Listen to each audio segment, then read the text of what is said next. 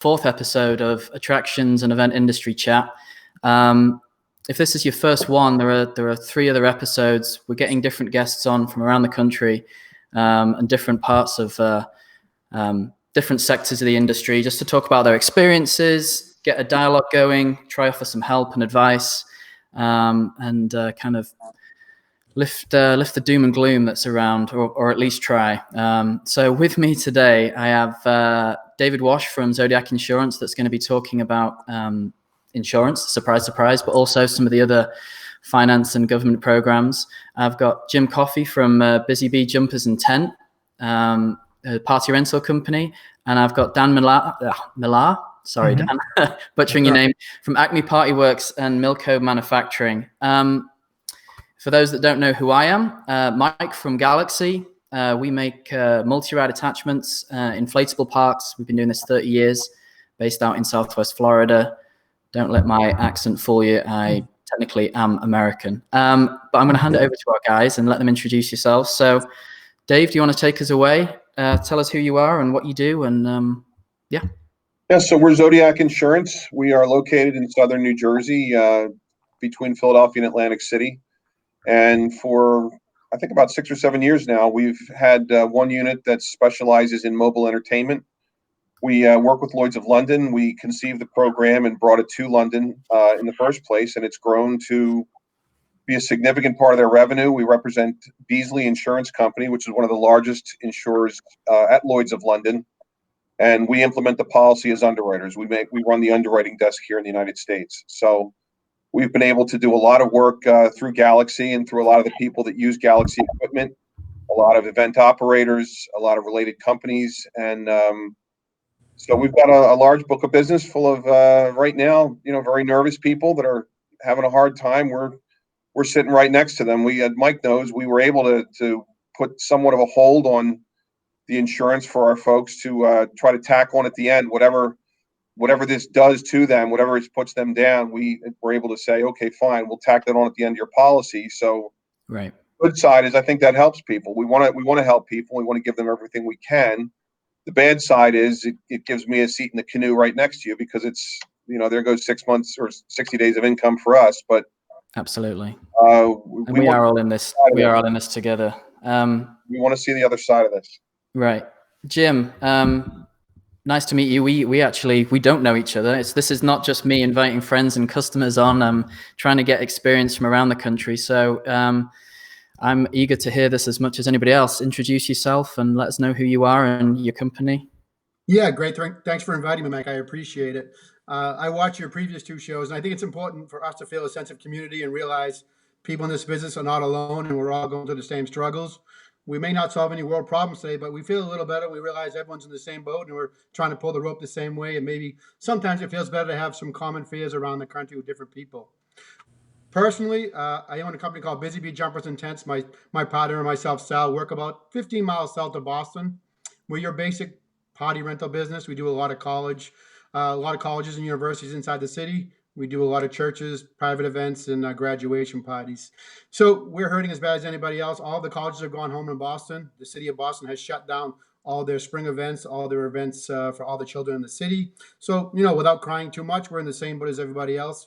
We've been there 27 years, and we operate with a great bunch of guys. We have a lot of college students who work for us, and we are looking forward to the other side as well, the same as Mike. We're looking forward, planning, and we can talk about this later, but we're planning for the future. We've had a lot of good meetings and trying to hunker down and survive during this time as long as it goes, and then see what the world looks like when we come out of it, and then be ready to adapt based on the way we have over the last 27 years. When I started 27 years ago, things were much different than they are today, so I'm sure tomorrow they'll be much different again, but we'll be fine if we plan and work together. Right. And thanks for having me again. Yeah, no, it's an absolute pleasure. Thanks for taking time and joining us as we all sit in, I'm in my kitchen, but you guys are, either in your office. Dan, obviously we know each other pretty well, but for those that don't know who you are, introduce yourself and your company. So my name is Dan Millar. I started Acme Party Works in 1992, so 28 years ago. And started out in my mom and dad's garage. I was 17 years old. And I went on to school, got my master's in business administration while I was growing this business.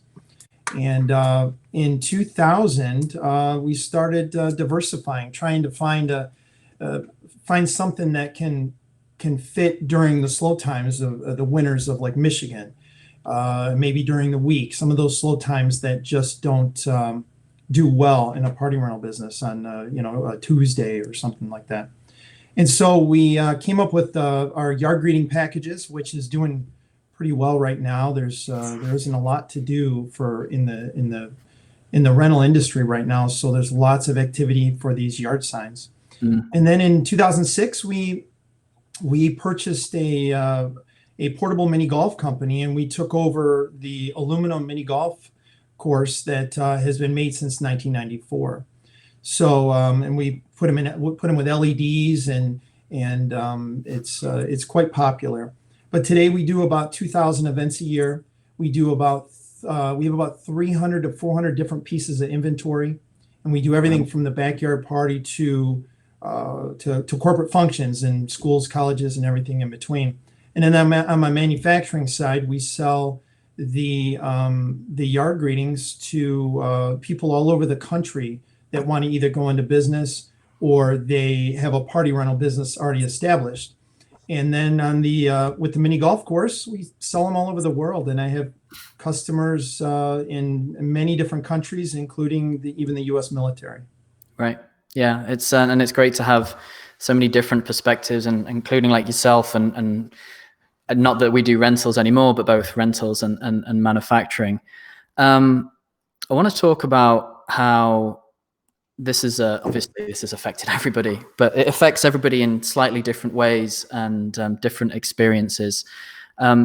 Jim, obviously being a party rental company, events have gone, but what have you seen, and what are some of the like immediate challenges that you've come across?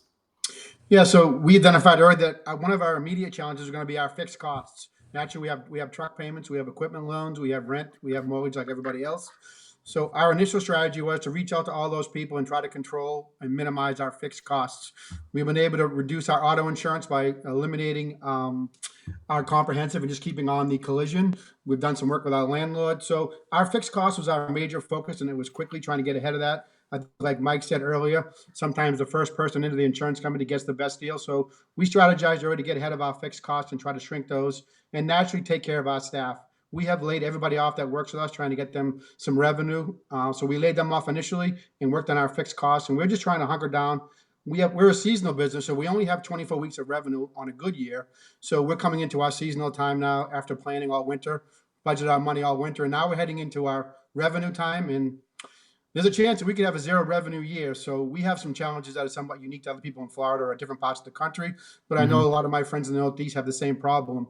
People in Pennsylvania I have friends with who are looking at the possibility of having a tough year revenue-wise. So for us internally, fixed costs were a big thing, trying to see what we could do, defer some payments and work with our landlord, work with our bank, and work with our insurance companies. And so far, we've had some pretty good luck.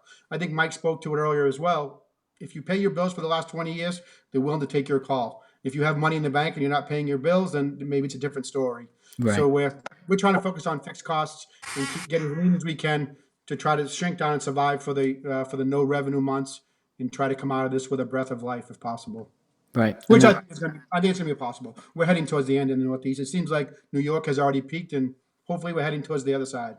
Yeah, I think that we can all kind of maybe agree on that we are going to get through this. Not everybody. I realize that people watching that are going to be worried and have different circumstances and different financial planning.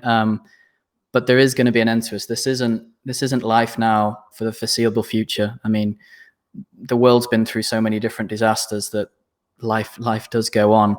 Dan, yourself again, I imagine it's very similar. But what experience have you had and actions that you've taken? So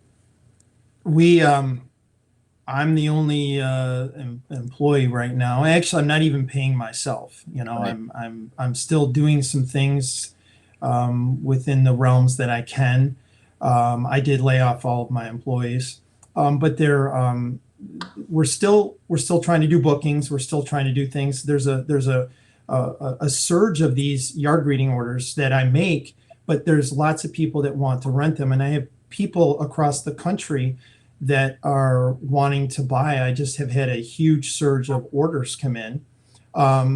There's not much for people to do, so these signs on the lawn is at least something that people can do. So I have been working 10 to 12-hour days by myself because I can't have any employees here, making signs. I mean, it's been crazy. I've probably sold to 100 different hospitals in the last week, wanting heroes work here, or it's crazy. And so besides that, it's been just dead. I mean, everything has just come to a halt.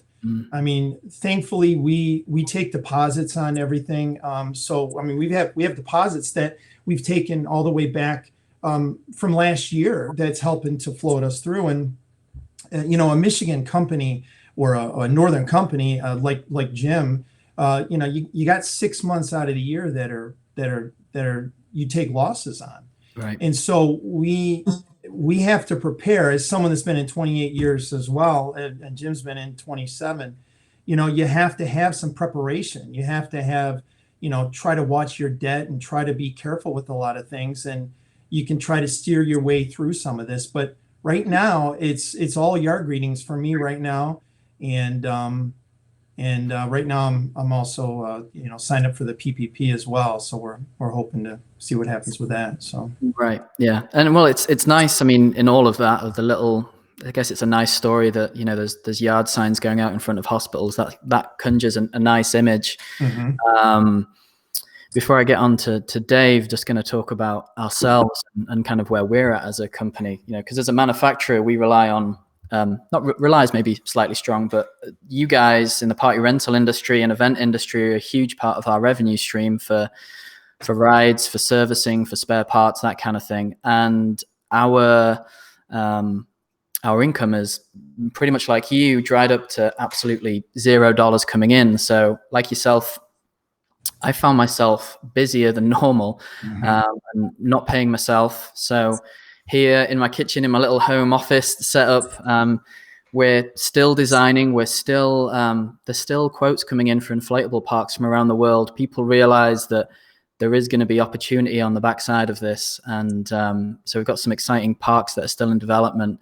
But we are technically planning for a zero income year where normally would expect to sell 50 to 75 meltdowns a year. And I might be wrong. There might be still people out there that are still ready to do some growth, but we're planning at zero. So it's a bit of a bizarre mindset to get into.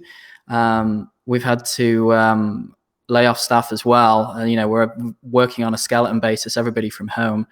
But we're just trying to adapt because we know that, again, we will come through this, and it's about being in the best position possible to maximize your potential when you do come out the back end of this.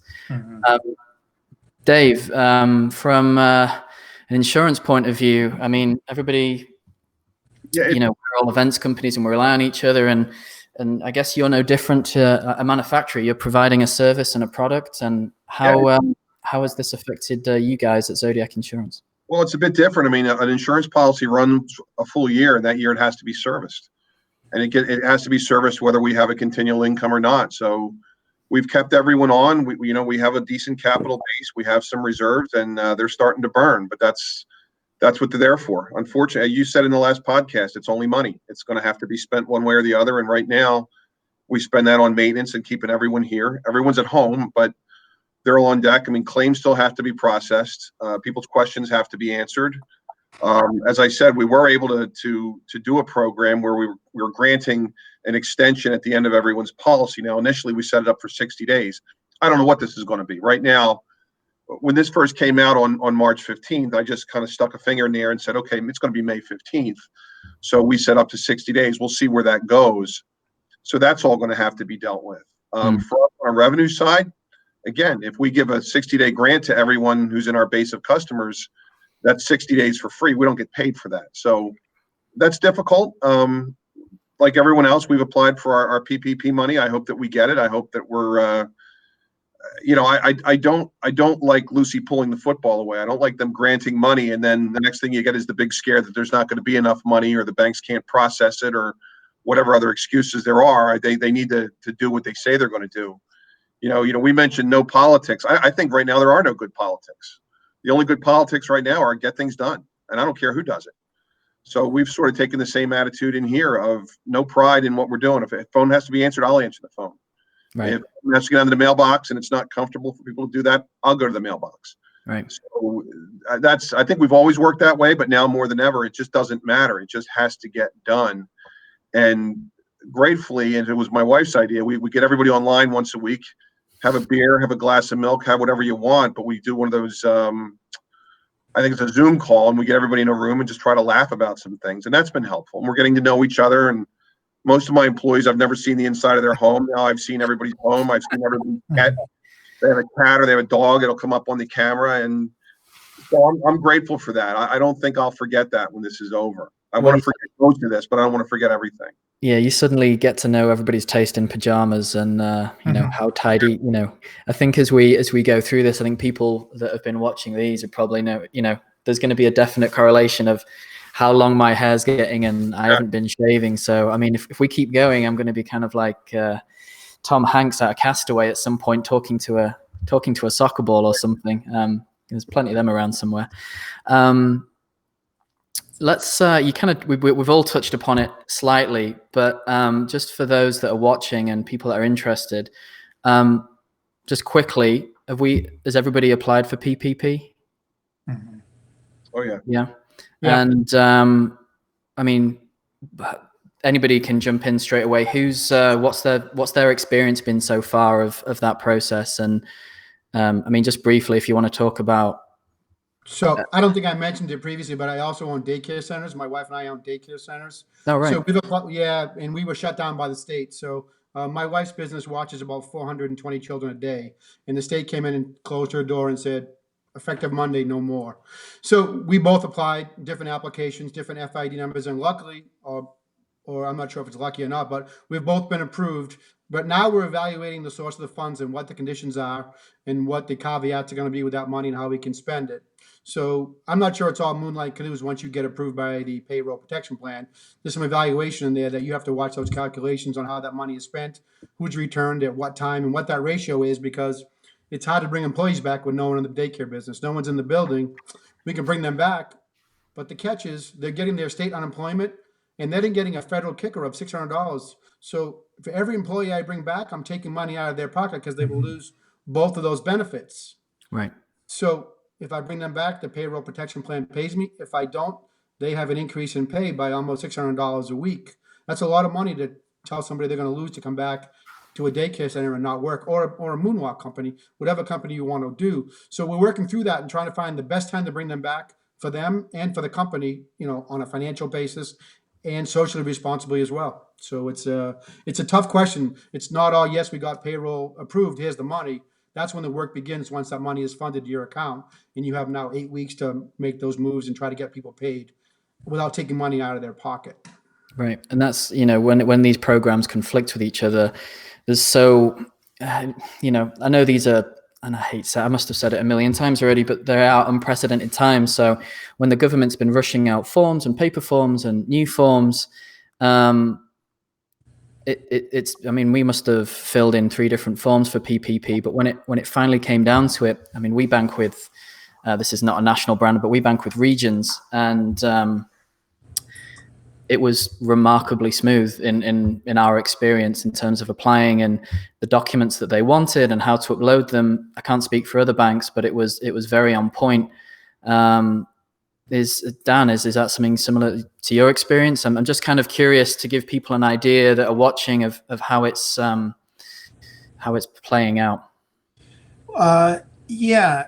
So I think the biggest thing here is that you have to have a pretty good relationship with your bank, and you can't be out shopping different banks going to get this. You have to have some kind of relationship there.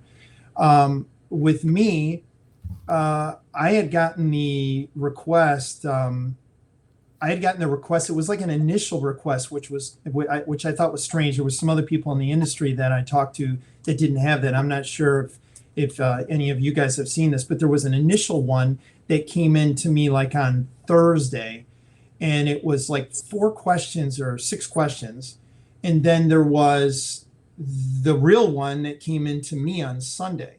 I bank with Chemical Bank, which is now owned by TCF, but that's kind of what happened with me. But I've talked to other people, and it was just one application. That was it. Right. So and now I'm just waiting. But I think I see Steve said something about he doesn't know anybody that had benefits yet. I think Nate in Arizona, from what I understand, he's been funded already. Yeah, so let me throw that up. So Steve Gray, former guest on the show, owner of I2K Inflatables. He's in California and he hasn't seen anyone, but you bring up a good point there, Dan, that we, again, on the first episode, Nate Jahing, he has received his payment. I'm aware of somebody local here that manufactures, he has an automation company. He's been approved for somewhere between 700,000 and 800,000. I believe I might have that horribly wrong, but it's up there. But he's been approved, so it's just waiting on it being paid out. We have a question from, where's that just disappeared? Charlie Engel. Should we try borrow as much as possible and just hope it'll be enough? I have some comments on that, but Dave, do you have any feedback on that question? Yeah, I mean, there's a formula. It's based on your 941s and some of your benefits and things. I mean, you can't just borrow what you like. I mean, you can borrow less than the formula, but you can't borrow more. Right. So they're going to basically take a certain part of your 941s over the past 4 quarters. I think you add in the benefits and they take out the taxes, multiply by 2.5, and that's what you can get. Now, the alternative to it is what you can also do is there's tax credits you can take. You have to owe them taxes. You have to have the payroll enough to owe them taxes. But the alternative to PPP is to take tax credits. And I think there's also an emergency disaster loan you can apply for. They'll give you a $10,000 advance. Mm-hmm. But I think the PPP program will work. We've dealt with a community bank. It's a lot like what Dan said. Is you've got to know the banking people. You've got to stay on them. They're taking in all the applications. They're assembling them, because one of the questions I asked them was, what's the quality of the applications you're getting? And you have to realize what these banks are dealing with is people have no idea what they're filling out. Mm. I mean, we all own fairly sizable companies and probably have the help at our fingertips to get these things done right. But if you're small or you're a sole proprietor, you've never done these kind of things before, somebody's first question might be, what's a 941? Mm-hmm. I mean, you don't know. And then again, so many things, and they have to sort through this. So the community banks, I think, are a little more equipped to do that. The big banks, either they're dealing with people they know, or they want to try to set up some online portal so they just don't have to face up to it. Yeah, I mean, that was our experience. I mean, I keep our guys, they hate me in the office for how anal we keep our filing system online. It's folders within folders within folders. I can go to exactly which file I need. So from our experience, the application for it was very, very simple. While this is all going on, some of you know Robin, my partner in the business, also my father. He's not on Facebook, so I'm getting a stream of text messages because he's watching along on my mum's account, I believe. And I wish you'd have told me this before we started. So he's saying, I sat through a seminar hosted by our corporate tax lawyers earlier. It was extremely informative on every level. We're going to see if we can try and make that link for everybody to watch. That's an hour long. And that's from our corporate tax lawyers. So maybe that would be some benefit to people. I'm going to find out if we're allowed to share it. And if we can, I'll probably stick it on YouTube and create a link here on Facebook. I think the big thing, Mike, is you have your accountant or your CPA ready. My CPA, I really like him. I think he's really good. And he was immediately calling me, telling me what we're gonna need. And so by the time that application came in, I had everything all sitting in my inbox ready. So, right. I mean, if anybody's looking to do that, that would be the first call I'd be making is getting your CPA or your accountant to get all that stuff together. I mean, I was able to answer it real quick just because I had it all there. Yeah, and ADP, if you have a payroll service, a lot of the reports you need, they've set up reports just for the PPP program. And whether you're doing it yourself or you've got a rep at ADP or you've got someone in your office, they can pull that stuff right online. Yeah, that's great advice. And you know, to kind of just add another layer on top of that, I think now is a time that's people are showcasing like their worth and their strength. You know, so whether it's your CPA, whether it's your insurance agent, whether it's you got, you know, the guy that's cutting your lawn or whatever, you know, who are the ones that are being proactive and, you know, being out there and, you know, wanting to help or being prepared that they can react and help quickly. I know that our accountants were straight on to us and saying, this is what's happened. We've read this, we're doing the studying so we can condense it in an email so you don't have to read pages and pages. So I think it's going to be an interesting time for all of our businesses across the world to sorry, my iMessages keep popping up in the corner and I'm getting streams of text messages from different people and it's hard not to, you know, some of them are sent just to send me off guard there. Hey Mike, before we leave, indicator of who's on the board. Sorry, Jim, go ahead. I didn't mean to cut you off, but before we leave the payroll protection plan, I would caution our listeners to be careful about the word forgiveness because there's a lot of devil in the details.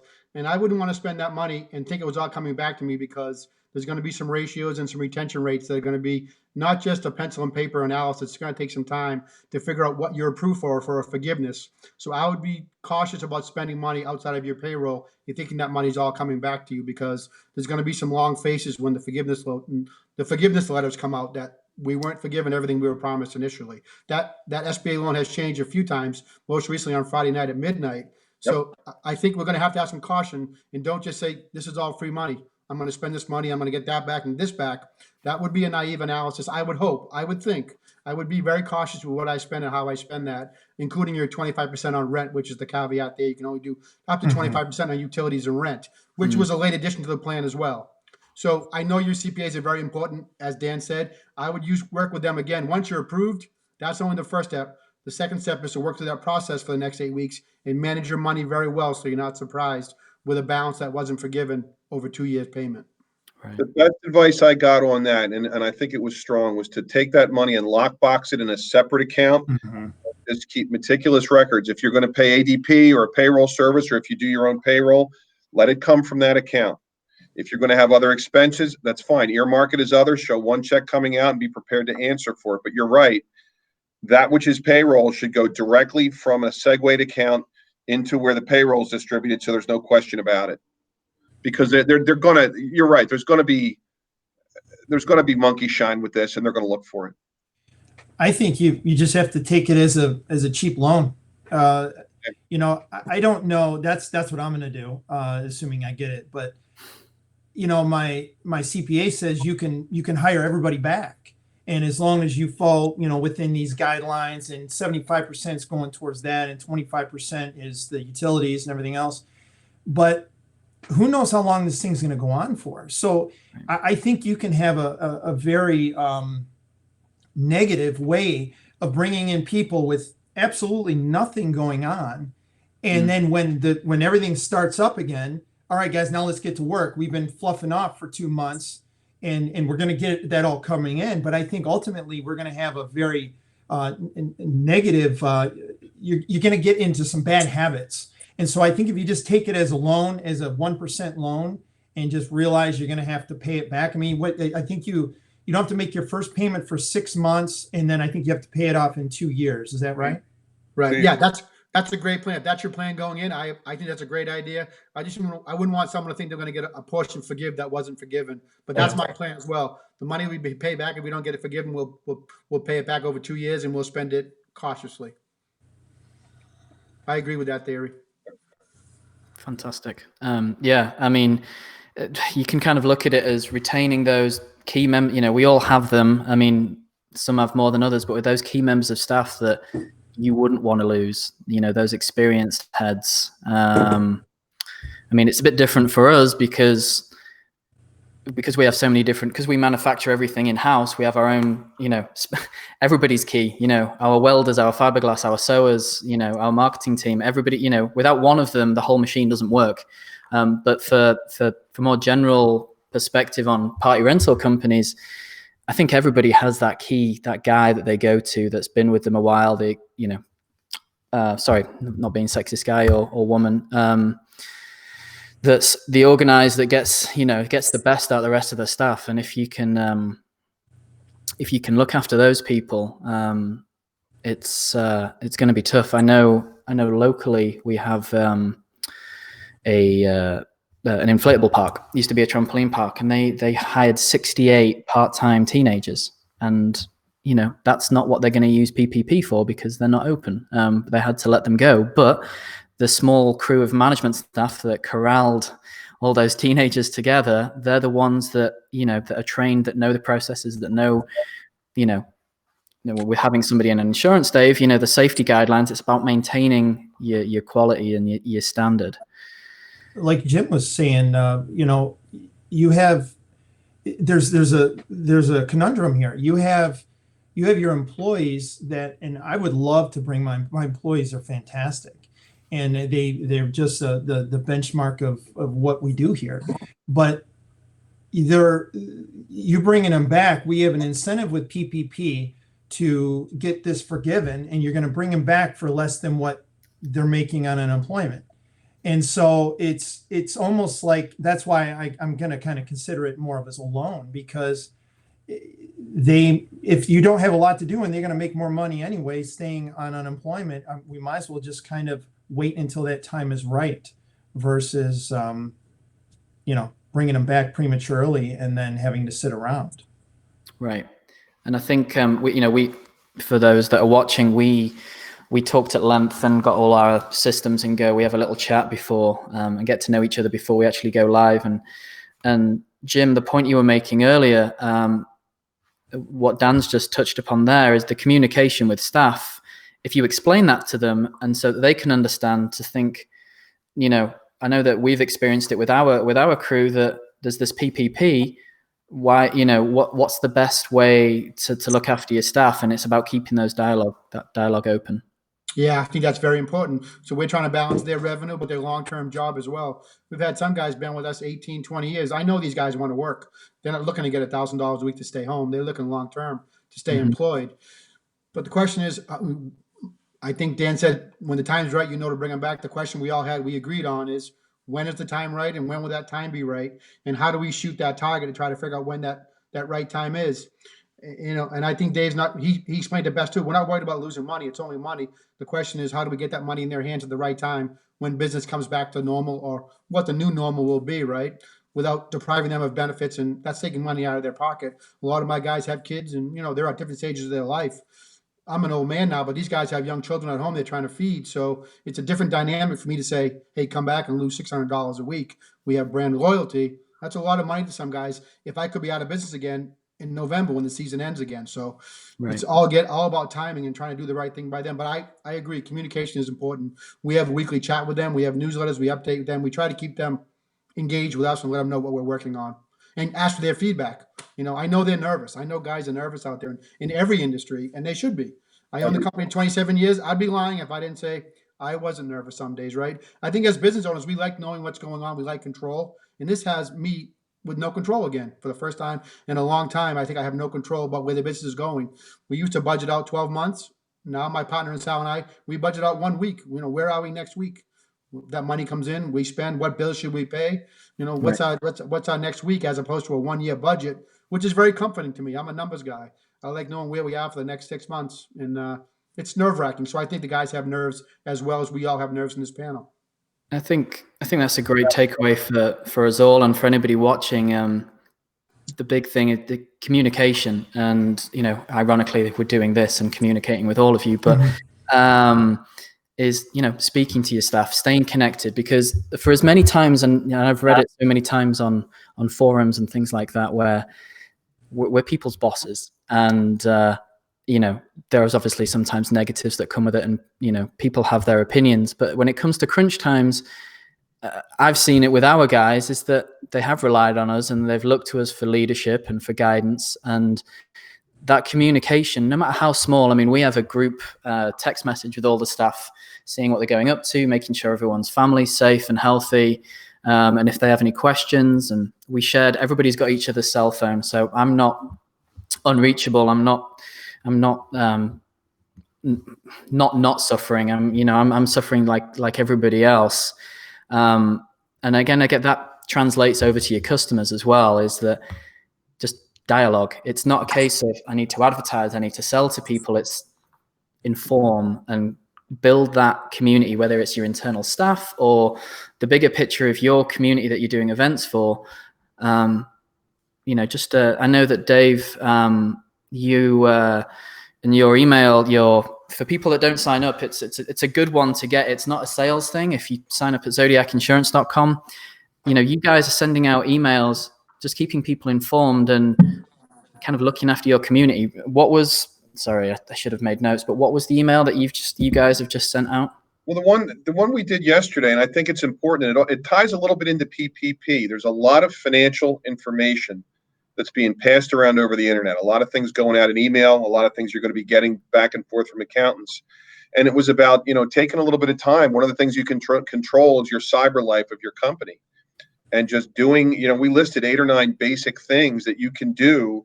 It's not about buying another insurance policy. It's about what you can do affirmatively to make sure that your company is safe online. I mean, the hackers are out in full force. Never before.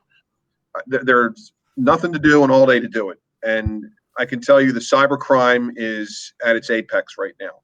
Just Right. Little things like checking your email, make sure nobody added any Microsoft rules into your account. And if that doesn't make sense, just ask a cyber person how you do that. Ask a kid that understands email. How do you check your Microsoft rules? Things like just remembering with posting. We're all frustrated. We're all angry, but things you post, they live online. It's like put it on a billboard, say it online. If you don't want to put it on a billboard, don't say it online. But things like what we're doing now. I mean, when I'm done with this, I'm going to cover the camera. If I don't need it, I don't use it. Same with the microphone. But also, you want to look at the things that are going back and forth across email. Is your email secure? Do you have a double sign-in, a double authentication? Same thing. Ask the right people. They'll show you how to do that.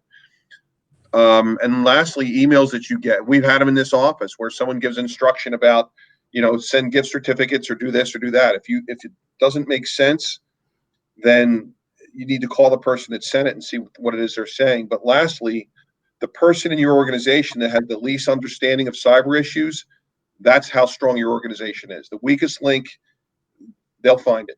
So that was just, that was yesterday's bulletin. But one of the things we're after is, what are the things we can control while this goes on? And are we doing the things that we can control to make our business better so that we come through it without a second tragedy and so that we're ready to go when it's done? Right.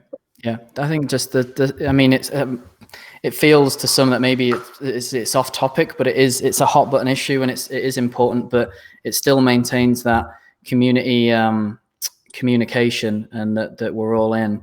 I've just had, and we talked about this before, but this question here from Ryan Peterson: what do you think the new normal will be as we move forward?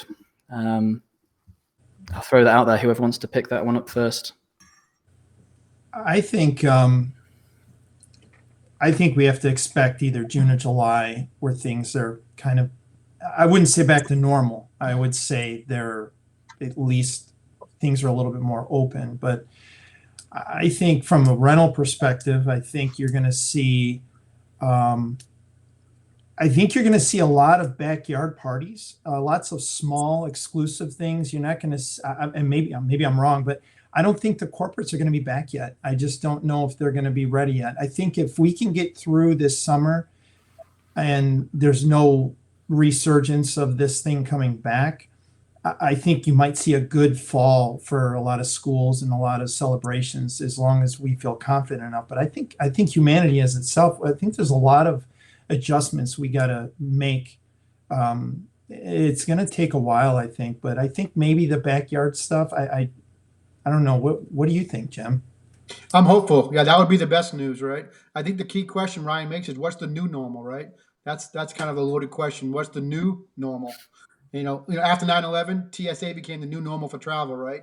We all just travel differently now. So there's going to be some of those cultural changes that we just move into and just kind of happens organically, right? In my heart of hearts, I hope the new normal is like the old normal, because I was happy with the old normal. Yeah. I enjoyed my work every day. I enjoyed seeing my customers and my guys. But I have to agree, I'm hopeful residential comes back, and then slowly we move back towards corporate work and college work and big festivals where we all live as well.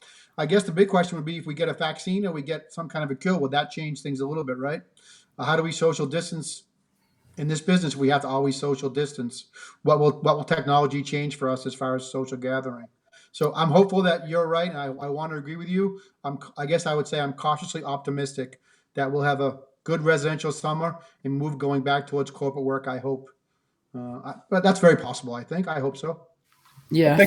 I mean, I'm naturally look on things. I'm more on the positive side anyway, but I think you guys have kind of hit the nail on the head there. I think the new normal, there's going to be this whole societal shift where we are more conscious about our hygiene and cleanliness, and just how we interact with the world. I don't mean that in a negative way. Going to the gas station, picking up the pump, cleaning your hands afterwards. It's not stuff that I immediately thought about, but I know me and Dan had this conversation before as well, but I had the same experiences, have some Clorox wipes in the car and think about that. In terms of some realism, we're not going to have a vaccine or a cure, whatever you want to call it, because it is a virus, for at least another year, this time next year, if we're being, and that's even fast. But in the meantime, I think, as with other viruses that have come and gone, we're going to see peaks and troughs.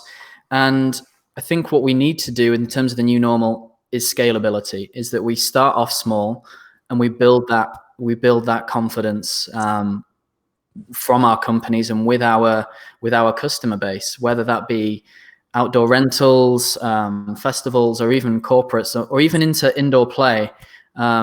Being on top of your maintenance and cleanliness is going to be a key part going forward. And it's about building up that confidence of how we move forward. I hope that, I hope it's wrong. I don't think that the new normal, if that's what we're calling it, is going to be radically different from the old normal. With the few exceptions that we might have more hand sanitizing stations. We all probably have now more detailed cleaning videos and part of our marketing. That's my opinion. I may be horribly wrong, but I tend to look on stuff a bit more favorably. I just got a comment down here from Carl McGeorge. Actually, I'll see if I'll throw that up. Jim makes a good point about social distancing. How are we going to do that in our business? I just can't figure out that one. Before I hand this over to Jim, what I was just saying on is that you guys are probably going to have to think about reducing your capacity for your events and for parties. And, so if it's a poor example, if a bouncer takes 10 kids, think about doing 7 kids maximum. I mean, working at between 40 and 70% of your capacity, and then building that up until the confidence is there. That's where I would be. I mean, social distancing, we can't, as a society and as a human race, we can't go on like this because we are biologically programmed to be with each other and to touch other people. And, we're not cold killers. Well, most of us aren't. But has anybody else got any, how do we incorporate social distancing into events and parties? Mike, there's going to be reg. I mean, start there.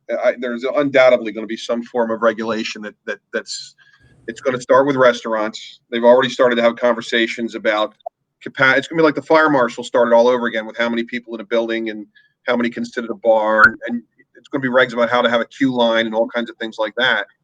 So I would work from that on inward, and then just, how do you market yourself as a safe alternative? How do you do that? I mean, I think outdoor fun is going to come back because people want to do it. People don't want to sit home and do nothing, like you said. I think you can maybe market some items maybe where instead of bounce houses, I mean, like your mechanical bull, I mean, you got one person on that, you got one person operating. I think there's a number of things that are, you know, some of Steve from I2Ks, there's 4 people on a wrecking ball or on a hippo, and, you know, instead of having 10 people in something. So I think that in a lot of ways you can focus on that. Even our yard greetings, I mean, that goes on the front of the lawn. So I think there, with people that have a lot of inventory, I think you might be able to position some things when someone's on the fence about something, and maybe something that maybe there's 2 or 4 people that go on that can only use that right at that time. Right. And if you've got those hand sanitizing stations there, even for obstacle courses, I mean, it's not foolproof, obviously, because we're, you know, in our industry, we're very active. People are going to sweat, you know, as much as you clean it, you can't be cleaning after every single person uses equipment. However, the wrecking ball is a great example. You know, people cleaning their hands, they're pushing the ball, and I think that's solid advice. I think we just need to get a little bit creative and think about some solutions. I have a question here from Janie Young. First off, we may have missed it earlier. She said earlier on in the comments that while she was listening to us, her banker emailed her saying that she'd been approved for her PPP loan, which is great news. Right. Please keep in touch, Janie, and let us know how that develops. But she says, are companies looking to adjust rental prices for the rest of the year? Well, so I guess that's a possibility once we get back to some rentals. We're having a few orders right now, but presently we are not running any specials. We're doing some multi-day discounts, dropping it off for 1 day and picking it up after 2 days later. But we haven't even discussed the pricing possibilities of changing it until we see a little bit of life in the phones and in the internet, right? We're really not marketing for today's events. All of our marketing now, I would say, is to brand awareness, letting our customers know we're still here and trying to maintain our brand with our customers. Not really advertising today's specials and tomorrow's discounts yet, but that very well may come to that point. You know, when the summertime comes, we'll cross that bridge when it gets to it.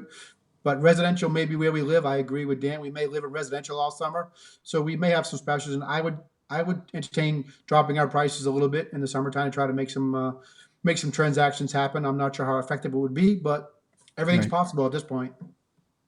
Dan? I don't know if I would adjust pricing. What we have is, especially in the summer, we have minimums. So we're not leaving unless it's in this year, going into this year, we actually had a higher minimum now because we had so much going on, and we were trying not to drive ourselves crazy. So we were enacting minimums. Plus we have a pickup option where people can pick up items here and so forth. We've lowered that back down now. So I haven't adjusted prices, but I have moved that minimum down so we can work maybe a little bit more towards those residential, knowing, you know, kind of speculating where we're going on that. Right. I think, you know, we touched upon this in the last episode, and I tend to agree with it as well. I really don't think as an industry that we want to be lowering prices and a race to the bottom, because effectively what you're doing is just kicking the can down the road, and you're just putting the pain off till later on. And this is where it falls back into communication with your customers. You gotta let them know that you are in the same scenario. You are a small local company and serving local people, and try tap into the sense of community and what you're doing. I think, and I don't think, again, this taps into what we mentioned earlier about kind of being kind online and thinking about what you post. I don't think anybody needs to be chastised or, chased off a web page or a Facebook group or whatever medium it is for doing what they think's best. We're here to try create a dialogue and some general information of a consensus of the group. If somebody goes against that, then that's up to them. But I genuinely don't think there needs to be a race to the bottom. I think we all just need to play it week by week and adjust. Dave, like following on from that, if people are adjusting prices, I mean, is that going to have a knock-on effect for insurance in the coming years and with people's policies? Yeah, I mean, it's going to be a we'll see. I mean, I think a lot of things are going to change. The legal environment is going to change. So this will be an entirely different topic. But let's think a second. The courts are shut down, and when the courts come back, there's a backlog like they've never seen or tried to deal with before. So we're going to have to see how that affects insurance. It's good and it's bad. I mean, it's it's bad in that it kind of forces you into the the instant settlement. Everybody said we can't get this through court. We just want a cookie and we'll go away. It's good in that probably some of the higher elevation of settlements is going to change. So that'll be a factor. I mean, if people are doing less work, I mean, whether you charge $10 for an event or $8 for an event is an event. So the exposure of the event is the exact same. Mm-hmm. But on the other hand, just like touching back to the holds, our job is to make the insurance companies be sensitive to where the industry's at, to not price things that are going to put people out of business and make it unattainable, to insure themselves properly, and to make sure that we're developing products that meet the need but don't run the price to the place where people walk away. So is there going to be a reaction? Sure there is. Yeah, you make a great point there. I got a letter from an auto carrier today. They took 15% off of everybody's auto insurance for 2 months. Why? Because nobody's driving anywhere. Right. It's the first time I've ever gone 4 weeks and not filled the tank of my car. So I think that you ride a horse, Dave. yeah, you know what? We're not touching the horses right now because if you go to the hospital, God help you. So, you make a good point there. I mean, it's something again to consider if you are lowering your prices. Is it worth the risk that you're exposing yourself to? I know that as a company, some of the requests that we get for rides, we do a lot of custom rides for brands and corporations, and we turn down work. We don't say yes to every single job because is it worth the exposure of a certain, you could make. I'll give you one example because otherwise it's just, people can't imagine what I'm talking about. But we got approached by Cummins Engine, the diesel engine manufacturer, and they wanted a mechanical rodeo engine. Sounds cool, right? And yes, we could do it, and we rendered it, and we could sculpt it, and it would look just like the product. What they wanted, though, was the intake fan on the front of the engine to be able to spin. And we're just like, there's no way. There's no way, we could, even if we made the fan out of foam and then it could be detachable, it just wasn't worth the liability.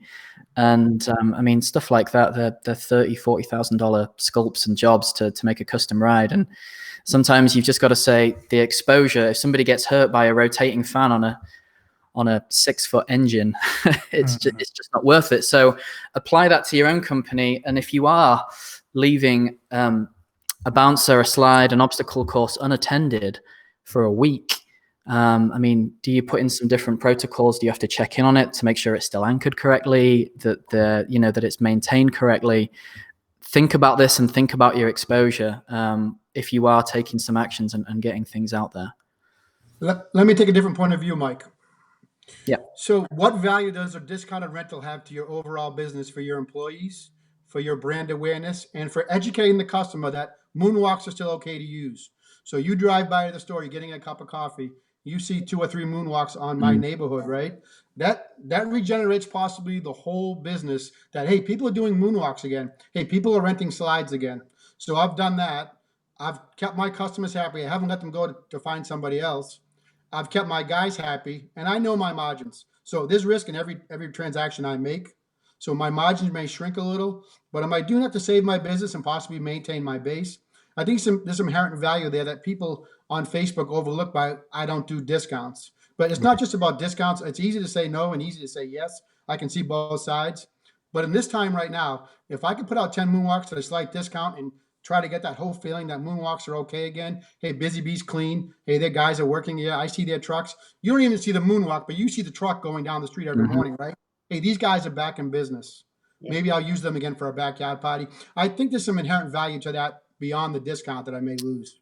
Oh, massively. That is a great point. And that's why, we have got so many different opinions and things to consider. Yeah. And it all comes down to the individual on how they approach it, because, and, we talked about this before, and I'd implore anybody watching to consider that those customers that are still hiring, or, your loyal customers, you need to look after those more than ever now, because those guys are your brand ambassadors.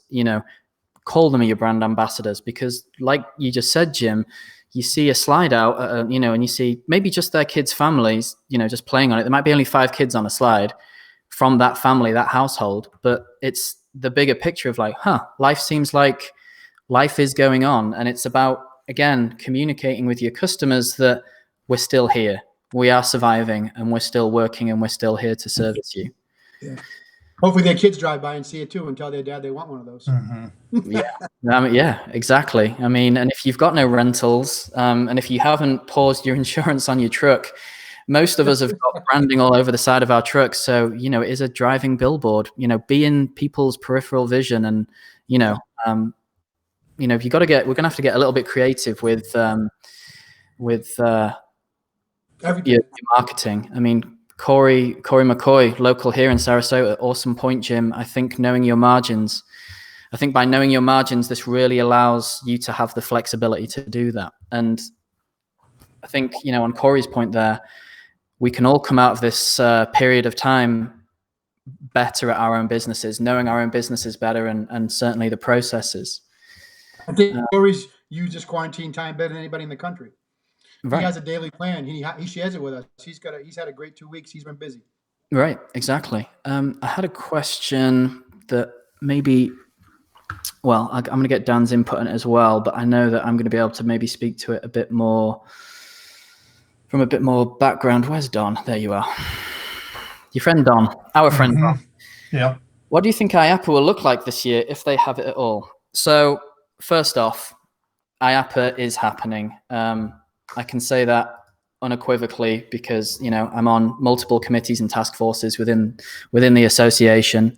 And yeah, there's no way that the show wouldn't go on. And I think if they were to cancel, I think it would send the wrong message to the industry, because we are a global attractions industry. Speaking on a more localized level of where we are at with how IAPA is going to look for our side of the industry, obviously it's a shame this has happened, but this was a year that IAPA expanded to 2 halls. And for the first time, we have a family entertainment section, which runs parallel to the inflatable section. So for most of you guys watching, this would have been the best show for benefit for really getting to the products that you need to know. And we have, and I say we, because I'm putting my IAPA hat on at the moment, we have increased educational sessions, and I'm pushing for more and more, certainly with the inflatable and party rentals. As for the question, I can't remember who asked it. I'll just quickly scroll through. As for the question for what do we think IAPA is going to look like in terms of size of booths, I won't fully know that until a month's time when we do space allocation. We, as a company, we're already contracting a little bit and making the booth smaller. I think we'll see a little bit of that, but innovation hasn't stopped. I mean, we've got some great companies in our midst that keep pushing the boundary and coming out with new games. So we'll still be there. I know most of the manufacturers that I've spoken to and been in contact with are still going to be there. Is it going to be a little different vibe to the show? Absolutely, because we've all suffered, even as manufacturers. But I think the way that IAPA is positioned in the calendar at the end of November, we're going to be coming into the new year of 2021 with. I hope this is the case. I certainly think it, but with the biggest wave of optimism, of hope and future for our industry, and to kind of get rid of 2020. Which was meant to be this great year. I don't know about you guys, but I mean, we were just building, and we were ready. This was going to be a real pinnacle year for us, and we still think it's going to happen, but we're just probably going to have to put on hold for a second.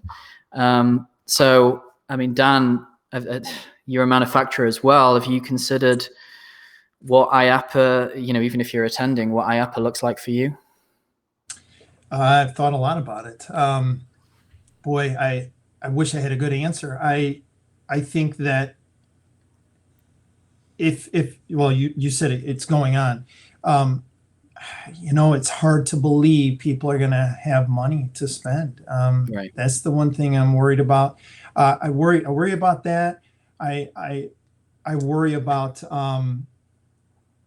our medical experts say that this thing could be back again too. So I worry about that, and I worry about. So I don't know. I think it's definitely going to have a different vibe. I think it as long as that thing is away and it's gone, the virus, and I think there could be some positive, like you said, going into the new year. I just don't know if there's going to be a lot of money there, though. Right. I really can't see it. We're same opinion. People have to be able to fly to get there. Mm-hmm. Yeah, same opinion. I mean, sorry, go ahead, David. No, so there's a lot of moving pieces. I mean, I'm with you on the optimism side. We have no choice. That's the smart play for everybody. But there's a lot of moving pieces, was just my comment. The transportation side is such a, I guess I'd say this will be the first year of my adult life I didn't fly 50 to 70,000 air miles. And you look in the sky, you don't see planes. Right. Yeah. I mean, if anything, there's that, but probably it's going to be the cheapest year to fly to Orlando. Mm-hmm. Well, I'm 2 hours down the road, so I don't fly, but I strongly believe there's a good core of companies out there in our industry and in the wider global scale that are well positioned, and that there's going to be opportunity on the back end of this for everybody. It's a case of doing what you can to get by and making sure your company survives, so that when we do come on the back end of this, that there is going to be, we're down here at the moment, and just history, looking back historically, it's going to come back. And I think there's going to be this huge clamor once confidence really starts to establish itself, that people want to be outside, want to be having fun, want to be around people. I think the initial surge for attraction centers, so bowling, aquariums, zoos, bars, restaurants, movie theaters, I think that is going to come back, because I don't know how long you guys have been self-isolating, but this is week on Sunday. This will be 3 solid weeks for me that apart from the person at the checkout at the grocery store, I haven't seen anyone else, and I haven't lost it yet. Maybe been singing and dancing to myself in the kitchen here, but apart from that. Can I ask Dave a question? Sure, go ahead, Jim. Yeah, could you speak to a loss of business income interruption coverage in a policy? Yeah, I'm not a property writer, so it's easy for me to sit on the outside and look in. We really don't. We're a liability shop.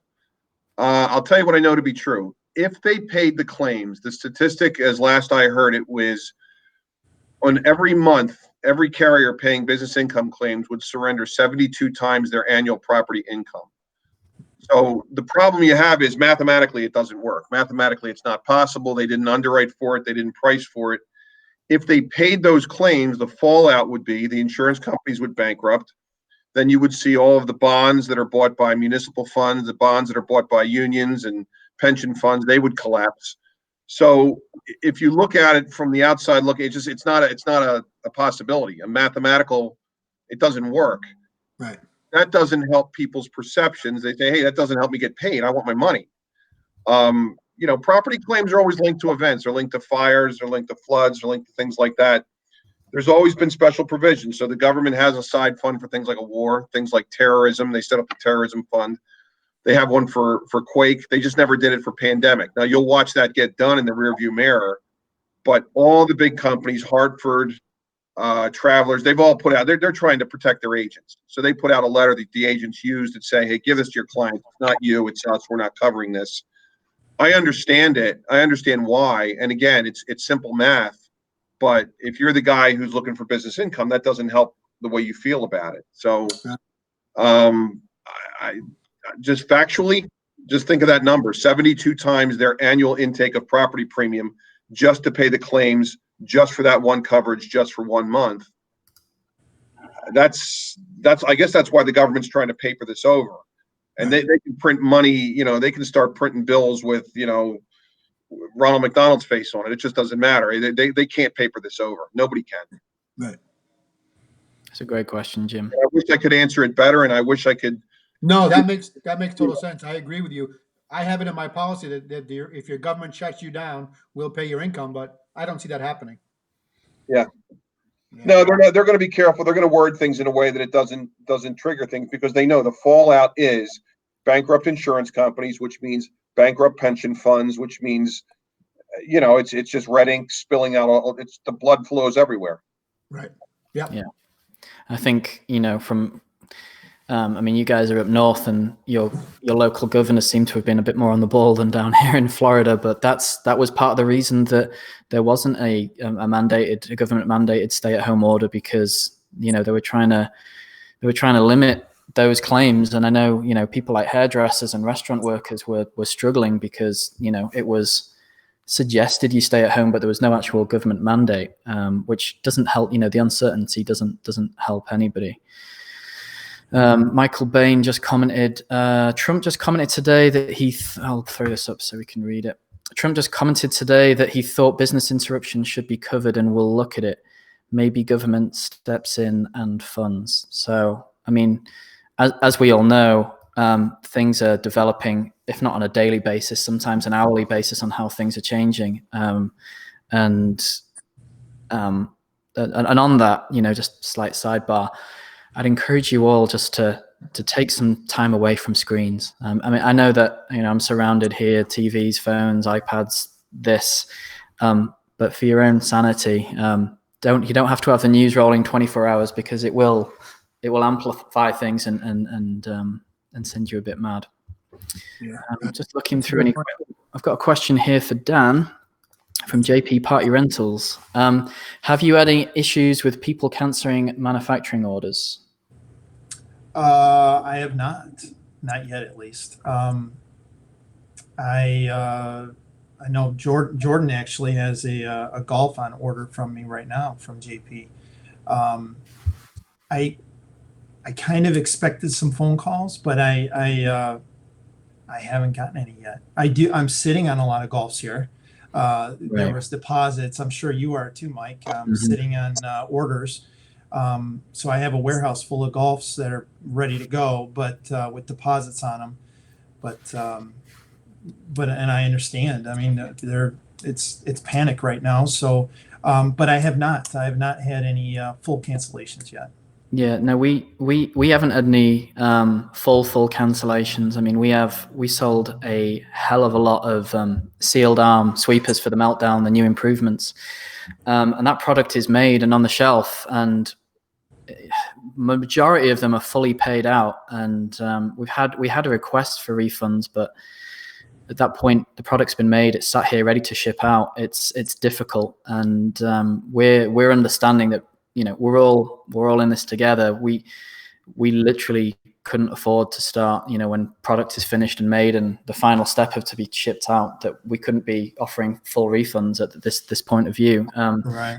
Because we want to, it's not, one is the obvious one, but we need to survive so that we can continue to service our clients, our customers that have been with us for 30 years, re-employ our staff, and this may come across as slightly arrogant, but as one of the leading innovators in our industry and coming out with new games, certainly as a designer, I feel it on my own shoulders to have some kind of responsibility to make sure that I'm still doing my job and I'm still thinking of things that are going to make you guys money. That when we come out of this, it's probably not, well, it's definitely not going to be this year, but in the coming years, there's going to be, I wish, the next Meltdown, which is going to make you all a boatload of money. And we kind of look back at this and go, oh God, do you remember when we had to sit in our homes for 5 weeks and talk on Facebook to each other?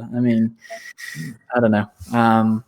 If anybody's got any more questions, I'm speaking to the audience now. If anybody's got any more questions, now would be the time, because we're at 69 minutes and, we don't want to ramble on too much. While you guys are thinking of your questions, I've got one comment here. It's going to be too long. I'll put it up here, but I'll read it out. From Jim Leggery, who's going to be a future guest on the show. We look forward to having you on, Jim. From Aquaventronics, for those people that don't know Jim. Mm-hmm. Although not a rental company, we always use additional value rather than discounts when possible. So maybe you could give loyalty credits for a future rental. So full price the first time, but you will apply a 10 to 15% off the next rental. perhaps provide an additional game or accessory or extend the rental. I think maintaining the entry points in the long run will allow you to have easier success in the future. I mean, Great point. perfect. Yeah. I like it. So yeah, great job, Jim, on that one. I'm going to do last call for questions. Do any of you guys have anything that we haven't touched upon that you want to talk about, or any comments or anything that you want to share? This is like an open counseling session. Yeah, so I would bring one point to the table before I leave. Although we've talked about a lot of bad things and a lot of troubles and planning for the future, I think it's important to remember that for me, I've just spent 14 days in my house with my 4 children having dinner with no telephone calls, no schedule, no hockey, no dance. I have a daughter who moved home from California. I have one who came back from college. So we're having a family dinner for the first time almost in 25 years. My youngest son is getting to know my oldest daughter. He never had dinner with her every night like this. So we're planning meals, we're cooking together, we're cleaning up together. And my wife looked at me last week and said, this could be over in a month, but it's pretty cool while it lasts. We're having a lot of good time with our family. So it's very unique to be in a timeout. We're both self-employed and my kids are home with no rush. We clean up as a family for an hour and giggle and then play Chinese checkers. It's pretty unique. So there's a lot of bad things happening, but that's a great ancillary benefit to me that I'm getting to spend time with my children from all different parts of the country that have come home for me and having dinner with them. So it's not all bad news. Yeah, no, exactly. Please take the positives out of it, and you know, as we were talking before we came in live, you know, I'm trying to do.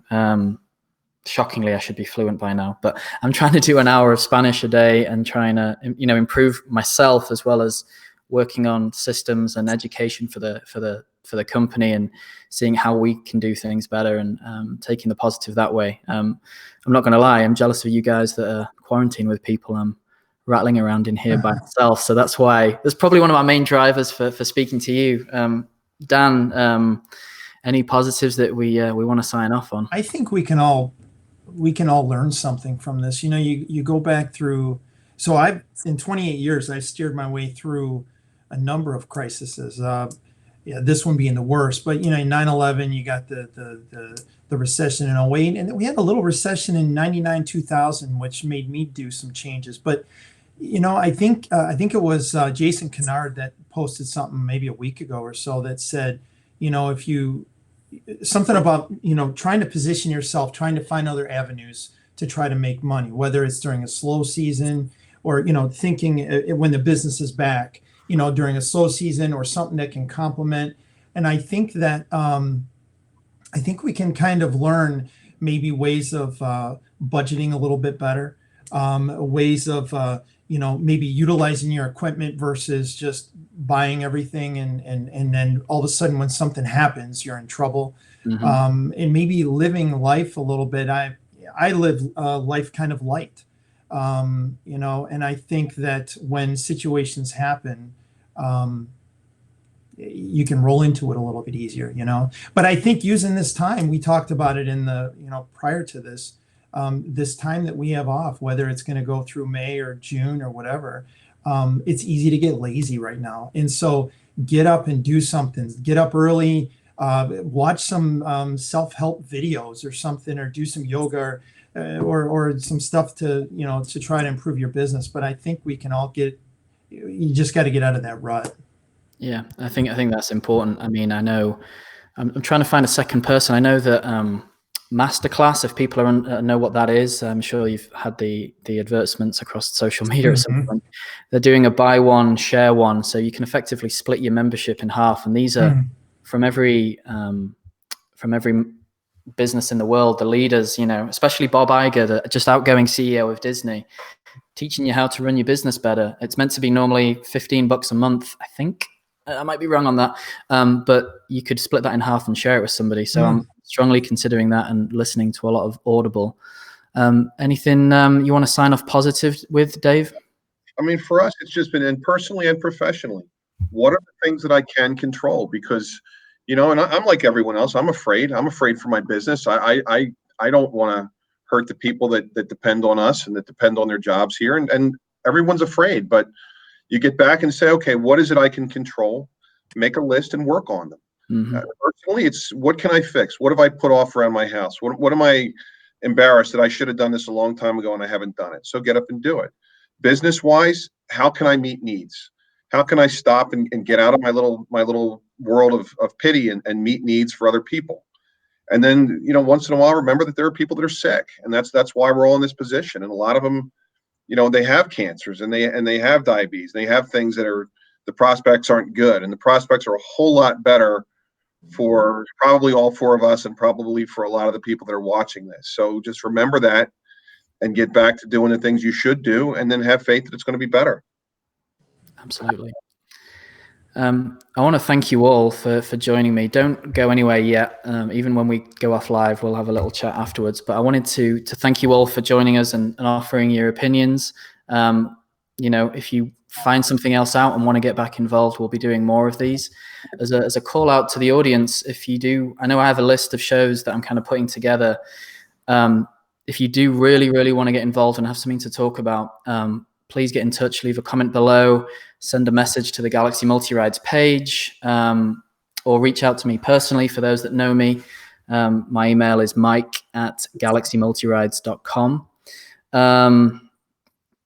I want to end on a little positive note, and just as a note to everyone, just to be mindful, and want to reinforce that be kind thing, that we're all out here trying to do our best, and not everybody's perfect, and everybody's under a great deal of stress. So think about how you interact with people and what's going on with them personally, and what you post, because words matter. They really do. This will be available to rewatch on the Facebook page. I'll be uploading to YouTube. Still trying to get out next week 2 episodes. So again, if you are interested, or if you have a different take, or you've learned something new, please get involved. I appreciate you all watching. But for this time, thanks guys, and I'll try get and answer the questions in the comments below. So thanks again.